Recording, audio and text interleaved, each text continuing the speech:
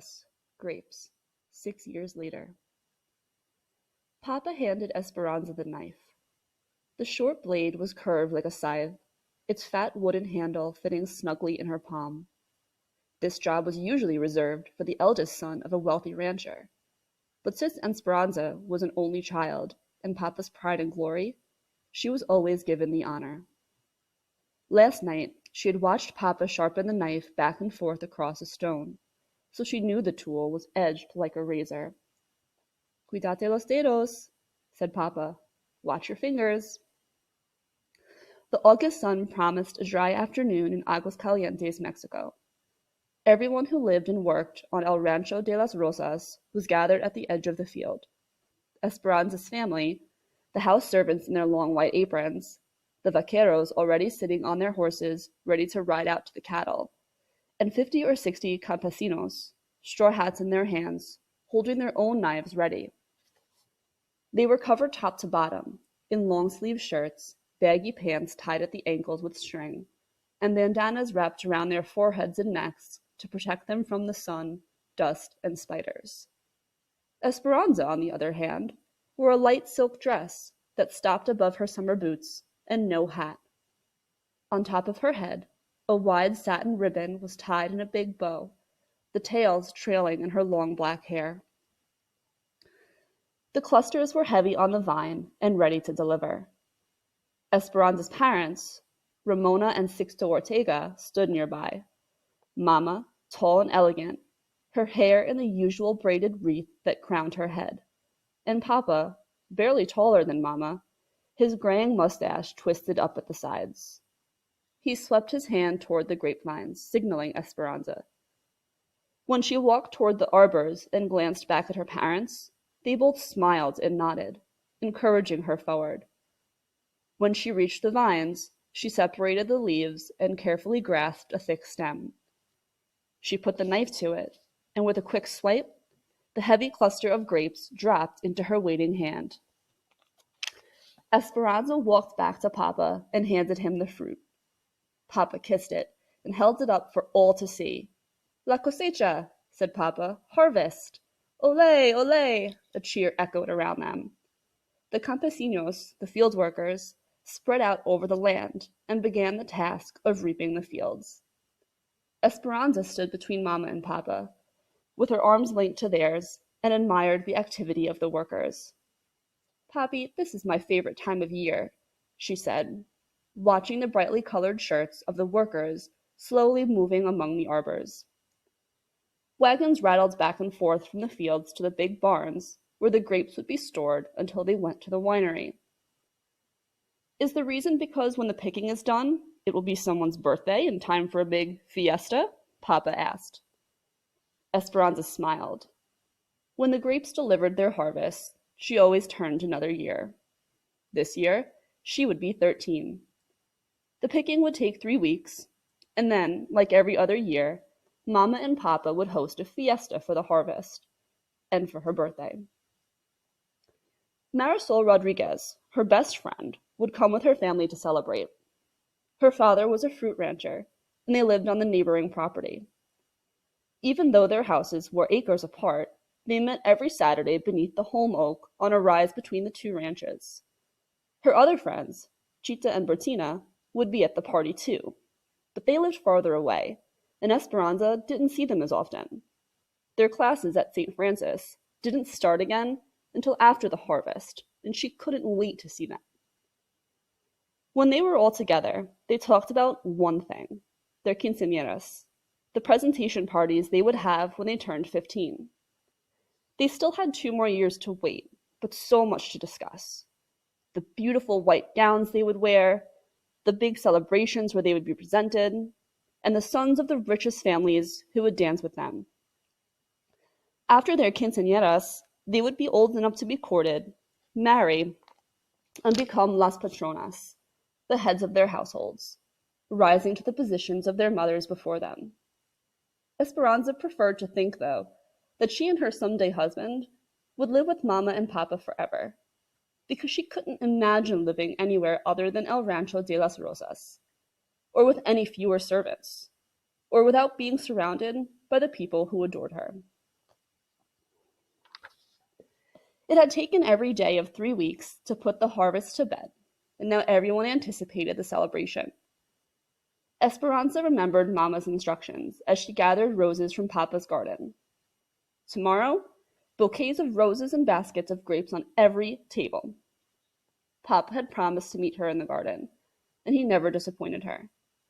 She bent over to pick a red bloom, fully opened, and pricked her finger on a vicious thorn. Big pearls of blood pulsed from the tip of her thumb, and she automatically thought, bad luck. She quickly wrapped her hand in the corner of her apron and dismissed the premonition. Then she cautiously clipped the blown rose that had wounded her. Looking toward the horizon, she saw the last of the sun disappear behind the Sierra Madre. Darkness would settle quickly, and a feeling of uneasiness and worry nagged at her. Where was Papa? He had left early that morning with the vaqueros to work the cattle, and he was always home before sundown, dusty from the mesquite grasslands, and stamping his feet on the patio to get rid of the crusty dirt on his boots. Sometimes he even brought beef jerky that the cattlemen had made, but Esperanza always had to find it first, searching his shirt pockets while he hugged her. Tomorrow was her birthday, and she knew that she would be serenaded at sunrise. Papa and the men who lived on the ranch would congregate below her window, their rich, sweet voices singing Las Mañanitas, the birthday song. She would run to her window and wave kisses to Papa and the others. Then downstairs, she would open her gifts. She knew there would be a porcelain doll from Papa. He had given her one every year since she was born. And Mama would give her something she had made, linens, camisoles, or blouses embroidered with her beautiful needlework. The linens always went into the trunk at the end of her bed, for algún día, for someday. Esperanza's thumb would not stop bleeding. She picked up the basket of roses and hurried from the garden, stopping on the patio to rinse her hand in a stone fountain. As the water soothed her, she looked through the massive wooden gates that opened onto thousands of acres of Papa's land. Esperanza strained her eyes to see a dust cloud that meant riders were near and that Papa was finally home. But she saw nothing. In the dusky light, she walked around the courtyard to the back of the large adobe and wood house. There she found Mama searching the horizon too. "Mama, my finger! An angry thorn stabbed me," said Esperanza. "Bad luck," said Mama, confirming the superstition, but she half smiled. They both knew that bad luck could mean nothing more than dropping a pan of water or breaking an egg. Mama put her arms around Esperanza's waist, and both sets of eyes swept over the corrals, stables, and servants' quarters that sprawled in the distance. Esperanza was almost as tall as Mama, and everyone said she would someday look just like her beautiful mother. Sometimes, when Esperanza twisted her hair on top of her head and looked in the mirror, she could see that it was almost true. There was the same black hair, wavy and thick, same dark lashes, and fair, creamy skin. But it wasn't precisely Mama's face, because Papa's eyes were there too, shaped like fat, brown almonds. "He is just a little late," said Mama, and part of Esperanza's mind believed her, but the other part scolded him. "Mama, the neighbors warned him just last night about bandits." Mama nodded and bit the corner of her lip in worry. They both knew that even though it was 1930 and the revolution in Mexico had been over for 10 years, there was still resentment against the large landowners. "Change has not come fast enough, Esperanza. The wealthy still own most of the land, while some of the poor have not even a garden plot. There are cattle grazing on the big ranches, yet some peasants are forced to eat cats. Papa is sympathetic and has given land to many of his workers. The people know that. But Mama, do the bandits know that?" "I hope so," said Mama quietly. "I have already sent Alfonso and Miguel to look for him. Let's wait inside." Tea was ready in Papa's study, and so was Abuelita. "Come, mi nieta, mi granddaughter," said Abuelita, holding up yarn and crochet hooks. I am starting a new blanket, and will teach you to zigzag. Esperanza's grandmother, whom everyone called Abuelita, lived with them, and was a smaller, older, more wrinkled version of Mama. She looked very distinguished, wearing a respectable black dress, the same gold loops she wore in her ears every day, and her white hair pulled back into a bun at the nape of her neck. But Esperanza loved her for her more capricious ways than for her propriety. Abuelita might host a group of ladies for formal tea in the afternoon, and then after they had gone, be found wandering barefoot in the grapes, with a book in her hand, quoting poetry to the birds. Although some things were always the same with Abuelita, a lace-edged handkerchief peeking out from beneath the sleeve of her dress. Others were surprising. A flower in her hair, a beautiful stone in her pocket, or a philosophical saying salted into her conversation. When Abuelita walked into a room, everyone scrambled to make her comfortable. Even Papa would give up his chair for her. Esperanza complained. Must we always crochet to take our minds off worry? She sat next to her grandmother anyway, smelling her ever-present aroma of garlic, face powder, and peppermint. What happened to your finger? Asked Abuelita. A big thorn, said Esperanza. Abuelita nodded and said thoughtfully, No hay rosa sin espinas. There is no rose without thorns. Esperanza smiled, knowing that Abuelita wasn't talking about flowers at all, but that there was no life without difficulties. She watched the silver crochet needle dance back and forth in her grandmother's hand. When a strand of hair fell into her lap, Abuelita picked it up and held it against the yarn and stitched it into the blanket. Esperanza, in this way, my love and good wishes will be in the blanket forever. Now watch. 10 stitches up to the top of the mountain. Add 1 stitch. 9 stitches down to the bottom of the valley. Skip 1. Esperanza picked up her own crochet needle and copied Abuelita's movements, and then looked at her own crocheting. The tops of her mountains were lopsided, and the bottoms of her valleys were all bunched up. Abuelita smiled, reached over, and pulled the yarn, unraveling all of Esperanza's rows. Do not be afraid to start over, she said. Esperanza sighed and began again with 10 stitches. Softly humming, Hortensia, the housekeeper, came in with a plate of small sandwiches. She offered one to Mama. No, thank you, said Mama. Hortensia set the tray down and brought a shawl and wrapped it protectively around Mama's shoulders. Esperanza couldn't remember a time when Hortensia had not taken care of them. She was a Zapotec Indian from Osaka, with a short, solid figure and blue-black hair in a braid down her back. Esperanza watched the 2 women look out into the dark and couldn't help but think that Hortensia was almost the opposite of Mama. Don't worry so much, said Hortensia. Alfonso and Miguel will find him. Alfonso, Hortensia's husband, was El Jefe, the boss of all the field workers, and Papa's compañero, his close friend and companion. He had the same dark skin and small stature as Hortensia, and Esperanza thought his round eyes, long eyelids, and droopy mustache made him look like a forlorn puppy. He was anything but sad, though.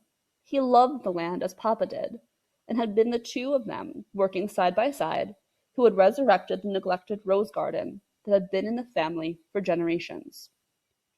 Alfonso's brother worked in the United States, so Alfonso always talked about going there someday. But he stayed in Mexico, because of his attachment to Papa and El Rancho de las Rosas.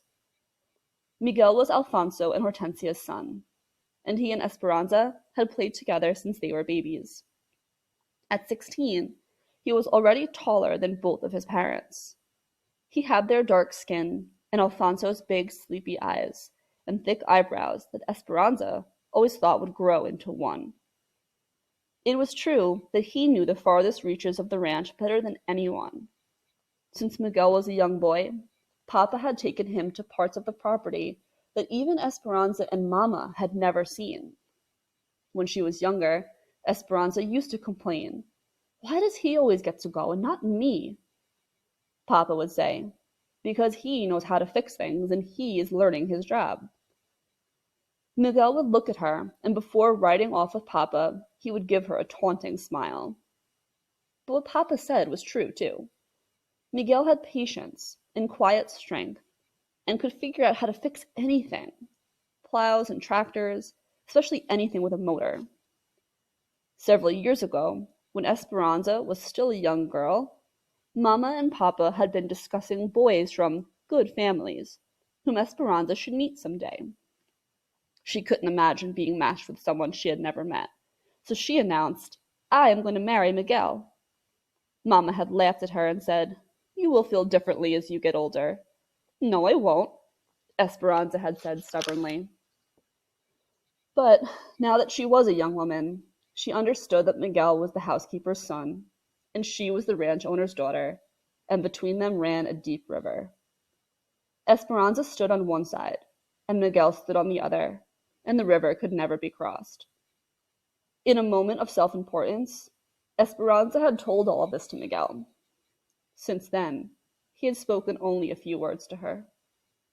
When their paths crossed, he nodded and said politely, "Mi reina," my queen, but nothing more. There was no teasing or laughing or talking about every little thing. Esperanza pretended not to care, though she secretly wished she had never told Miguel about the river. Distracted, Mama paced at the window, each step making a hollow tapping sound on the tile floor. Hortensia lit the lamps. The minutes passed into hours. "I hear riders," said Mama, and she ran for the door. But it was only Tio Luis and Tio Marco, Papa's older stepbrothers. Tio Luis was the bank president, and Tio Marco was the mayor of the town. Esperanza didn't care how important they were, because she did not like them. They were serious and gloomy and always held their chins too high. Tio Luis was the eldest, and Tio Marco, who was a few years younger and not as smart, always followed his older brother's lead like un burro, a donkey. Even though Tio Marco was the mayor, he did everything Tio Luis told him to do. They were both tall and skinny, with tiny mustaches and white beards on just the tips of their chins. Esperanza could tell that Mama didn't like them either, but she was always polite because they were Papa's family. Mama had even hosted parties for Tio Marco when he ran for mayor. Neither had ever married, and Papa said it was because they loved money and power more than people. Esperanza thought it was because they looked like two underfed billy goats. "Ramona," said Tio Luis, "we may have bad news. One of the vaqueros brought this to us." He handed Mama Papa's silver belt buckle, the only one of its kind, engraved with the brand of the ranch. Mama's face whitened. She examined it, turning it over and over in her hand. "It may mean nothing," she said. Then, ignoring them, she turned toward the window and began pacing again, still clutching the belt buckle. "We will wait with you in your time of need," said Tio Luis, and as he passed Esperanza, he patted her shoulder and gave it a gentle squeeze. Esperanza stared after him. In her entire life, she couldn't remember him ever touching her. Her uncles were not like those of her friends. They never spoke to her, played, or even teased her. In fact, they acted as if she didn't exist at all. And for that reason, Tio Luis's sudden kindness made her shiver with fear for Papa. Abuelita and Hortensia began lighting candles and saying prayers for the men's safe return. Mama, with her arms hugging her chest, swayed back and forth at the window, never taking her eyes from the darkness. They tried to pass the time with small talk, but their words dwindled into silence. Every sound of the house seemed magnified, the clock ticking, someone coughing, the clink of a teacup. Esperanza struggled with her stitches. She tried to think about the fiesta and all the presents she would receive tomorrow. She tried to think of bouquets of roses and baskets of grapes on every table. She tried to think of Marisol and the other girls, giggling and telling stories. But those thoughts would only stay in her mind for a moment before transforming into worry, because she couldn't ignore the throbbing soreness in her thumb where the thorn had left its unlucky mark. It wasn't until the candelabra held nothing but short stubs of tallow that Mamma finally said, "I see a lantern. Someone's coming." They hurried into the courtyard and watched a distant light, a small beacon of hope swaying in the darkness. The wagon came into view. Alfonso held the reins and Miguel the lantern. When the wagon stopped, Esperanza could see a body in back, completely covered with a blanket. "Where's Papa?" she cried. Miguel hung his head. Alfonso didn't say a word, but the tears running down his round cheeks confirmed the worst. Mamma fainted. Abuelita and Hortensia ran to her side. Esperanza felt her heart drop. The noise came from her mouth, and slowly, her first breath of grief grew into a tormented cry. She fell to her knees and sank into a dark hole of despair and disbelief.